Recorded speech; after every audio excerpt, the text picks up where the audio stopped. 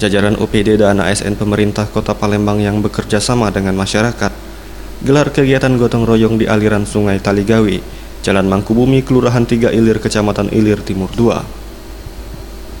Kepala Bapedalitbang Kota Palembang Hari Hadi mengatakan, kegiatan gotong royong pada aliran sungai ini adalah upaya untuk restorasi aliran sungai di Palembang, agar semua aliran anak sungai di Palembang dapat terkoneksi dengan baik dengan aliran Sungai Musi.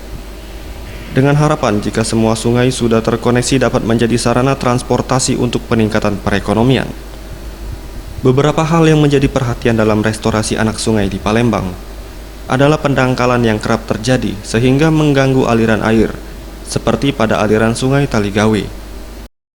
Program strategis pemerintah Kota Palembang yang terus akan ditingkatkan dan terus upaya kita di dalam juga bagaimana sungai dan anak-anak sungai yang berada di Kota Palembang ini bisa terkoneksi dengan baik dan akhirnya nanti bisa menjadi salah satu alat transportasi.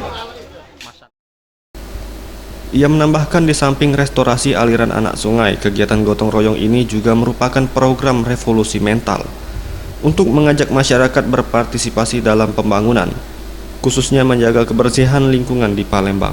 Tim Liputan Sriwijaya TV.